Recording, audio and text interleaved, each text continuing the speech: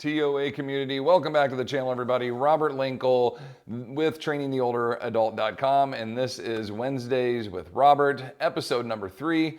Today we are going to talk about the 4th of July, Independence Day. We're going to talk about a rucking challenge that I had. We're going to talk about osteoporosis, osteopenia, bone density, and a whole other gamut of good stuff. First thing I want to start off with is showing you my ruck. So this is a rucksack. Basically, it's a big backpack that has shoulder straps and hip harness supports. Now, the reason I want to share this with you and show it to you is we're going to talk about rucking and the benefits of it today. So I want you to have a reference for what we're talking about, okay?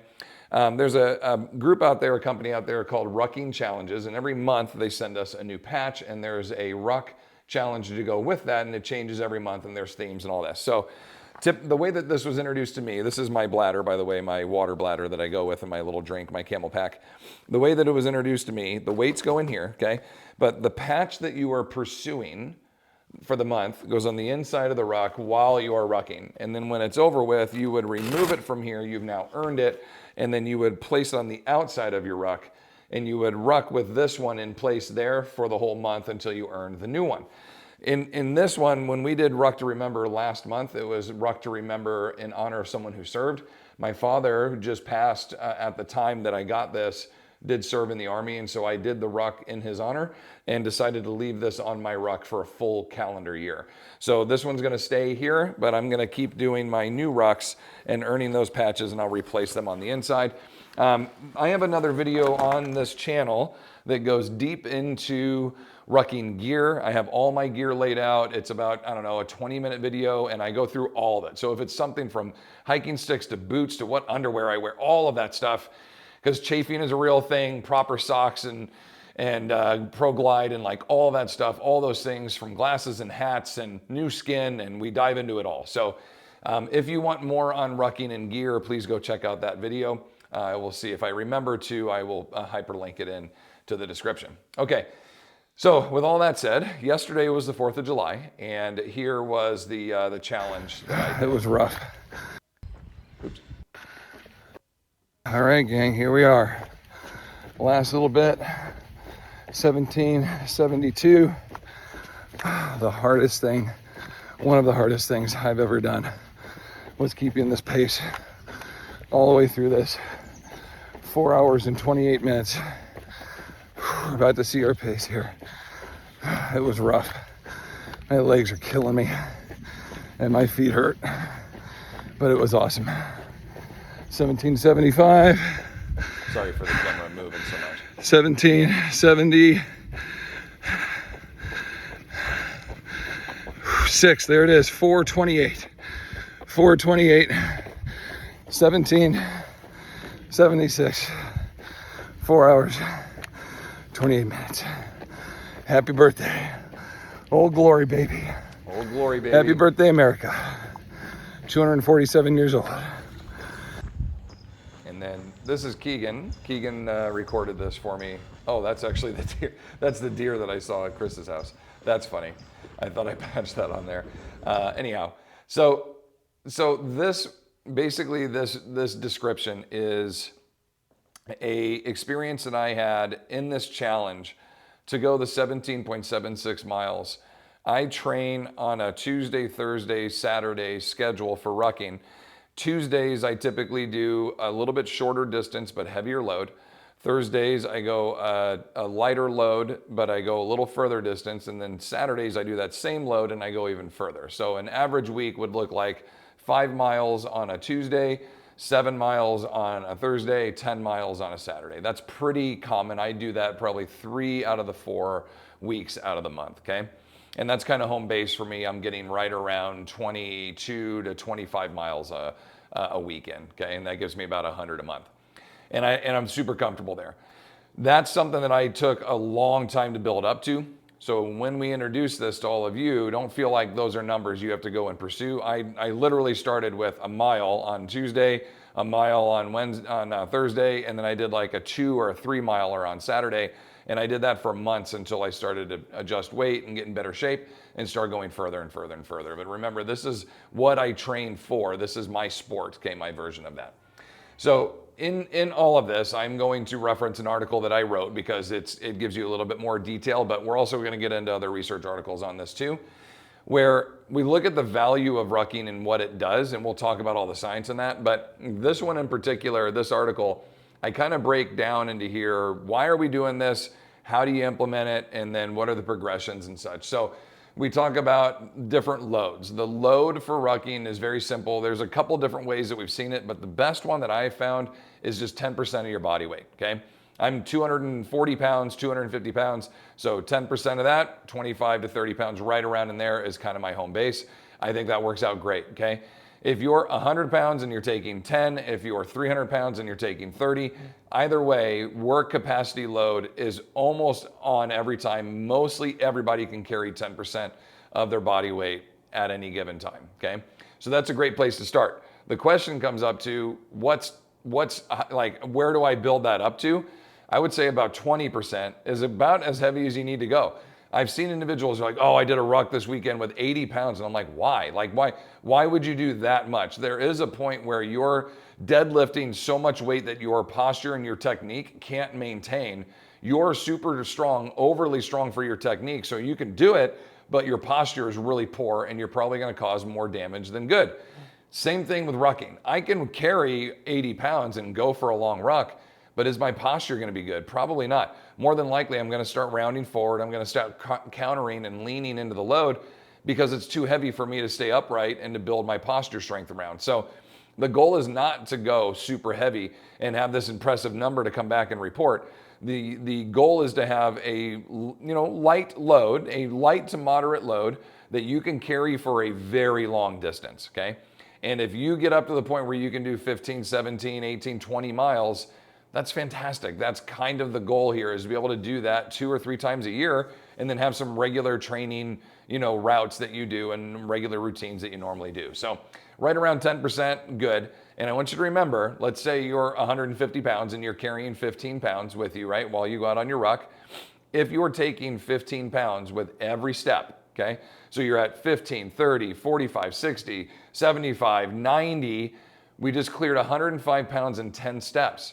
Now the average mile is going to, as we put in down here, you're going to put in about 2,000 steps to get to a mile. So 2,000 steps times 15, you're looking at, 2,500 extra pounds that you've moved, right? Oh, if not more, way more than that. You're looking at a ton of weight. So the example we had on here was 15 pounds it's 30,000 pounds. 30,000 pounds that you moved extra. But granted, if we came in here and said, here's 30,000 pounds, you got to move it across the room, you'd be like, that's impossible. But if you get to take 15 pounds at a time with every step that you do, right, it adds up. That's where the added value, the benefit is. So we'll get folks that are like, well, I have osteoporosis, I have osteopenia, or I have T-scores, my bone density scores that are really low. I've heard doctors and physical therapists and other trainers suggest that rucking is dangerous for those, that it's going to cause you to have stress fractures and get breaks. If you have osteoporosis, osteopenia, bone density issues, and you throw 50 pounds on your back and start running or rucking with it, yeah, you're probably going to hurt yourself. But if you start with 5 or 10% of your body weight and just simply go out for a mile walk and come back, I don't think you're going to damage yourself. Not unless you're Mr. Glass from Unbreakable, where the guy can have someone look at him sideways and his leg snaps in half. In that case, then you probably are going to get hurt. But if you're not Mr. Glass, Samuel L. Jackson, Bruce Willis, that movie, if you're not Samuel L. Jackson, if you're not Mr. Glass, then I think you're going to be okay. Take 5% of your body weight and go. Now, do you have to carry a ruck? No, you could wear a vest. And a lot of my clients, you saw in our video, and I'm going to show you a picture of our clients here doing their workout yesterday. Okay, I'm jumping the shark here a little bit, but here they all are. Everyone wore a vest. Wasn't this cool? So we have anywhere between 10, Linda, right, and Kathleen, 10 pounds, up to 15 for some of the ones in the back, and Keegan in the front, all the way up to 20 pounders for Kathleen and Lena. Okay, we had individuals, Lena had to wear my vest, so she got stuck with a heavy one. You see individuals that are able to carry, and these are doing full workouts. So with every rep they're doing of additional work, they're on the bike, they're on the skier, they're all this, it's an extra 10, extra 10, extra 10, extra 10 with every single rep. That's the beauty of this. Now, do we recommend that people wear vests to go rucking? Yes, up to about a mile. Beyond a mile, you're gonna have so much stress placed on your shoulders from the vest, even though the weight's wrapped around you. Basically the shoulders start to get overly stressed. And that's where the rucksack, the backpack with the hip harnesses, help a ton, because you can basically cinch the weight onto your hips and loosen the shoulders where there's not so much pressure pushing down on you. Basically, the straps just kind of hold the backpack upright, and the majority of the weight sits on your hips. And you can toggle between hip loaded, hip loaded, shoulder, and go back and forth. I probably switched, I don't know, 6 or 8 times during my 17 miler, where I went shoulder dominant, hip dominant, and I rotate in between, because you start to get tired when you're going that kind of distance, okay? How often? Twice a week is great to start off. You know, again, a mile, or you could do 20 minutes out, 20 minutes back, whatever that ends up being, whatever you want. Just be safe and be really progressive. Start really, really small and build up. Selecting distance, you know, I like the whole, I'm going to carry 10% and I'm going to go for 20 minutes. I think that's a great way to start. And that could be 10 minutes out, 10 minutes back, or it could be 20 minutes out, 20 minutes back. It's up to you. Just again, start small. You'll know if the next day you're super sore and your body hurts, that you overdid it, okay? Being a little bit sore, a little fatigued, tired, awesome. But this goes back to, why do a lot of older populations, okay, leading the world is people over 50 who have sleep issues, trouble falling asleep, trouble staying asleep. Why are they the ones that have the most hard time getting and staying asleep? And if you look at those individuals, okay, over 50, the majority of them don't exercise, don't stress themselves physically or mentally, and they don't do anything of a mental or physical commitment on a daily basis, like going to work for most folks. Now remember, your retirement somewhere around 62, 63. So we're looking at 50 to 62 where people are probably still working, okay? And then after that, they're now into retirement. And so they're not doing anything on a consistent basis daily, regular, I gotta go do this and I gotta come back. They're not doing that. And so this is giving them a opportunity to have their bodies just simply sit and not get tired. And so at nighttime, you're like, hey, let's shut it down and relax. And they go, from what? What are we tired from? We've just been sitting here watching shows or not doing anything that's mentally or physically stimulating.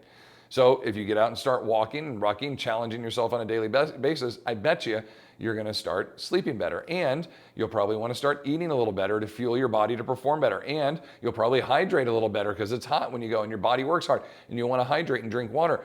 All these other good habits start to come from one positive thing that you've added into your life, nothing that you've subtracted, okay?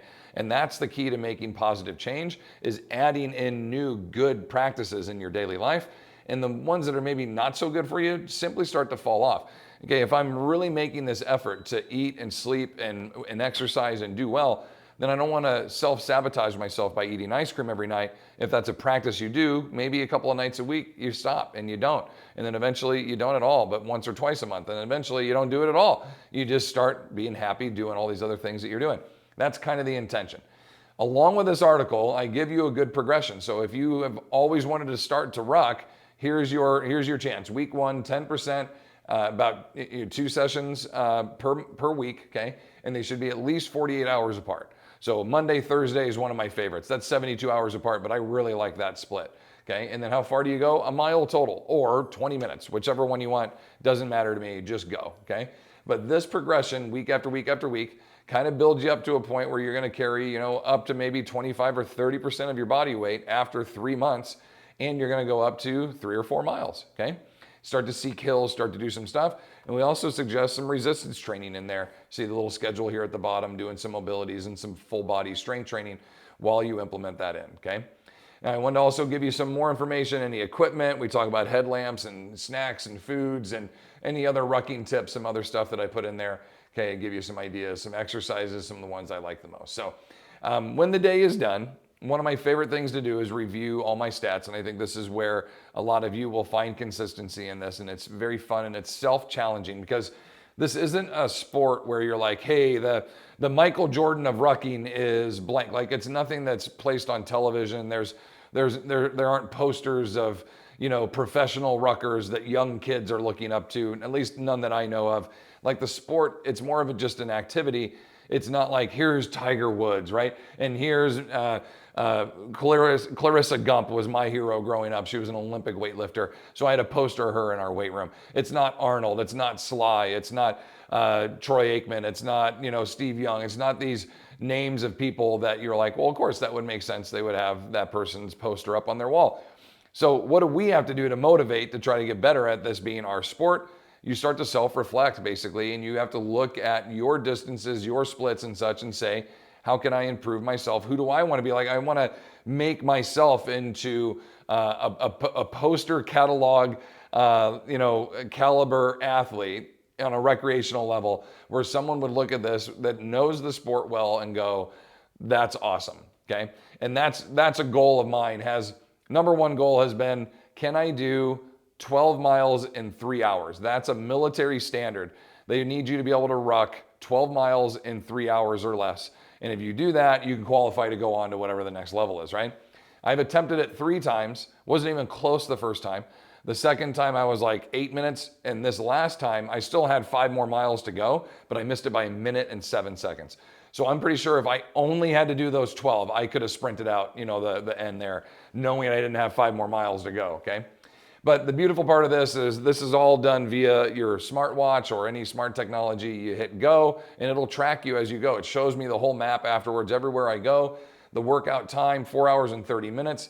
The elapsed time, I had a couple of breaks I took in there, go to the bathroom, get my snacks, this and that. So I had about 8 minutes of time where I stopped. And then distance-wise, I went 17.89 to get from the corner where I hit the 1776 to then get home. Active calories, I actively burned 2,700, but the whole experience, I burned 3,300, almost 3,400 calories the whole time I was out there. I tried my best to eat all those calories back yesterday. I wasn't even close. I was probably in a 1,500 calorie deficit yesterday, which is cool, which is fine. I didn't need to eat another 3,000 calories, but I was trying.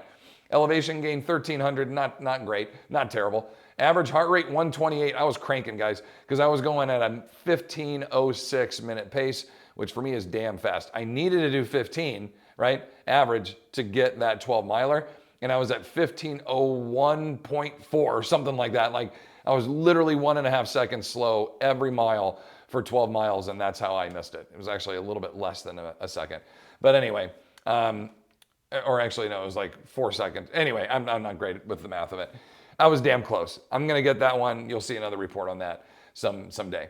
And then you can go through and look at each of your splits and see how well you did. I started at 15:56, then I get down to like 14:46, my fastest 14:40, and then look coming back, mile 15 and mile 16.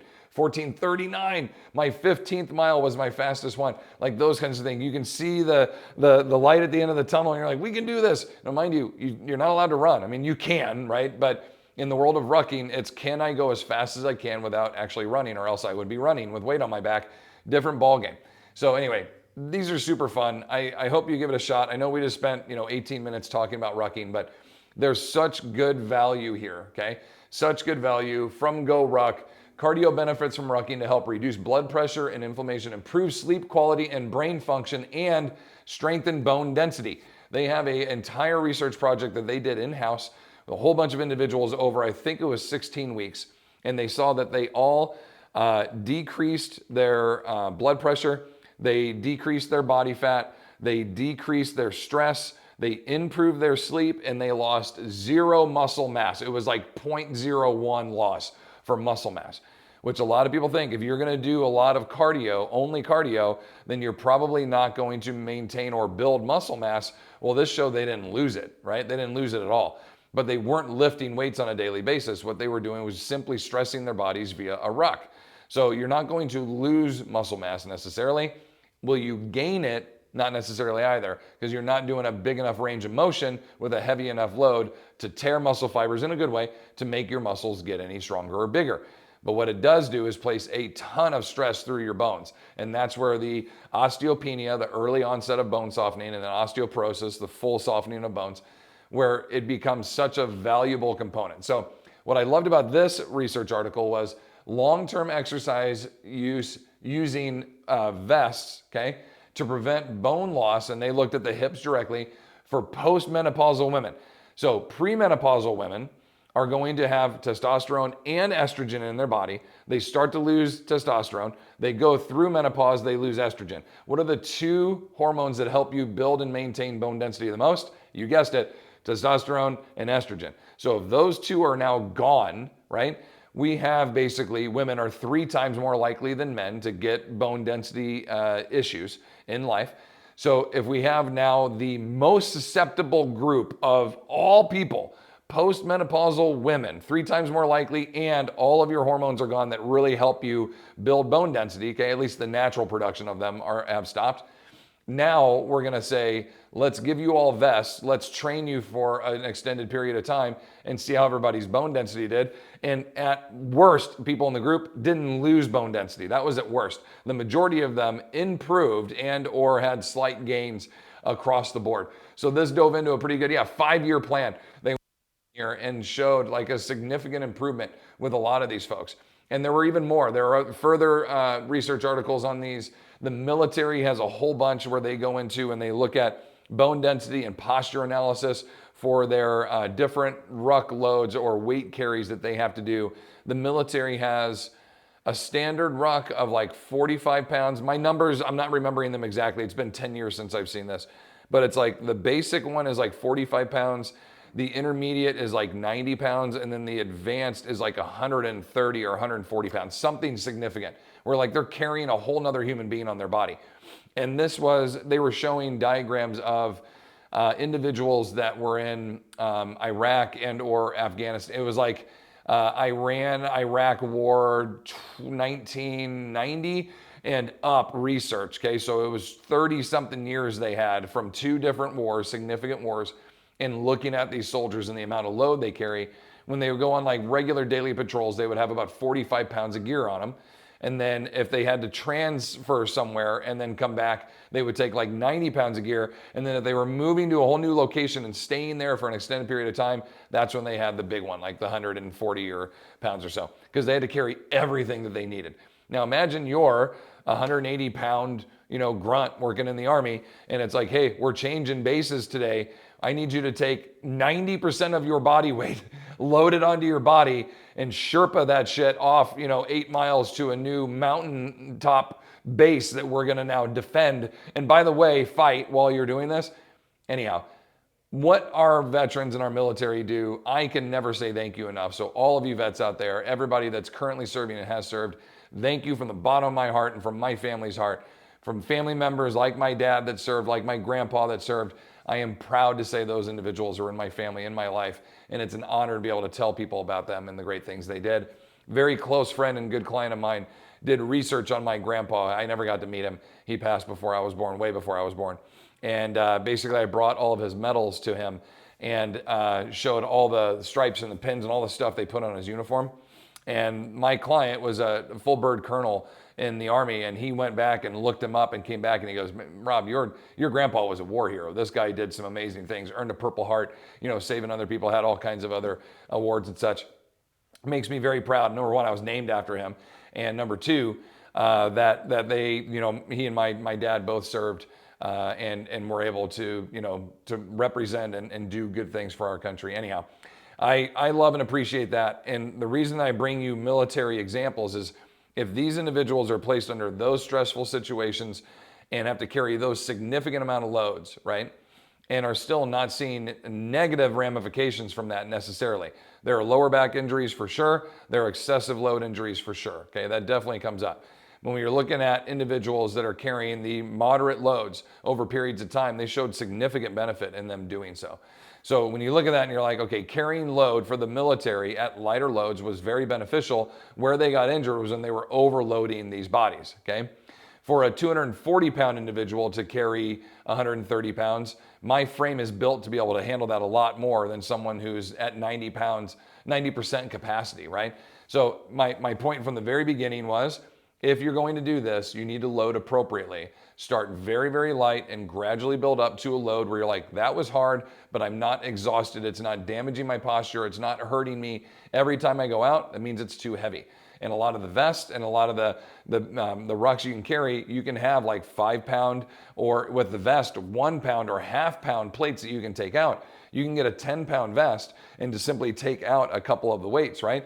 And kind of go from there. So this gives you a little bit more detail. I just want to provide a couple more studies. They had a 12-week, they had a 15-week, they had a 5-year. They went deep on a lot of these. And, over this one, it was a 5-year culminating loss of 3 to 4% in those who did not participate. So ones that dropped off, where the ones that stayed and maintained in there either had no loss or had some improvement. So I think this is a fantastic way, especially for older populations.